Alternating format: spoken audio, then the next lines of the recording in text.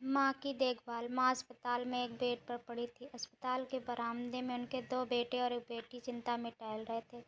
भाई-बहन को अपनी माँ के लिए सेहत की चिंता तो थी, लेकिन उससे भी ज़्यादा इस बात की चिंता थी कि अब माँ को अपने साथ कौन रखेगा। जब तक माँ स्वस्थ थी, वह इन तीनों से अलग अपने पुराने घर में रहती थी, लेकिन अब ऐसा करना खतरे से खाली नहीं होता और ऐसा करने से समाज में भी तीनों बेटे-बेटियों का नाम खराब होता। लोग कहते कि देखो कैसी औलाद है, बीमार माता को अकेले रहने के लिए छोड़ दिया। 1 घंटे के बिना कोई बातचीत किए वह तीनों अपने-अपने विचारों में खोए हुए थे। फिर बहन ने चुप्पी तोड़ते हुए अपने बड़े भाई की तरफ देखते हुए कहा, भैया आप बड़े हैं, इसलिए आपका कर्तव्य है कि माँ को ज़रूरत के समय आप रखें और उनकी देखभाल करें।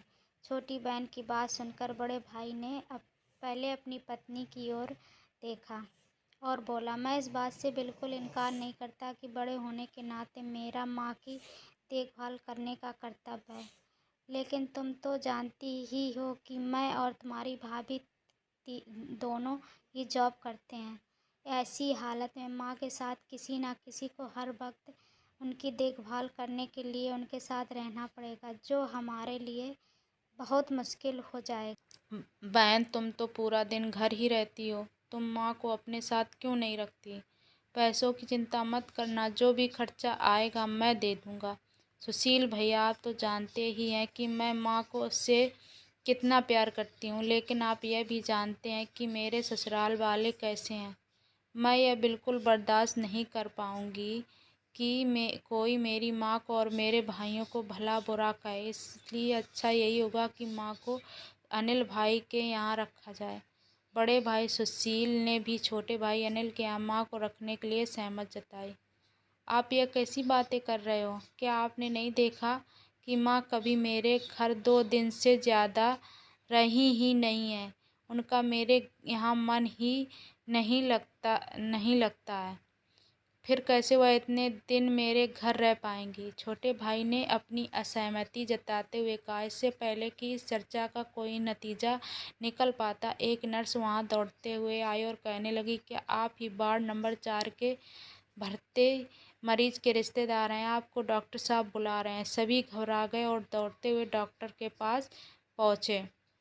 डॉक्टर ने उनसे हाथ जोड़ते हुए कहा, आई एम सॉरी, मैं आपकी माता जी को नहीं बचा पाया। डॉक्टर की इस खबर ने उनके चेहरे पर झूठी मूठी दुख की परत तो चढ़ा दी थी, लेकिन सभी के दिल के किसी कोने में इस बात की खुशी भी छुपी हुई थी कि अब उन्हें माँ को नहीं संभालना पड़ेगा और माँ की वजह से उन्हें परेशान नहीं होना पड़ेगा।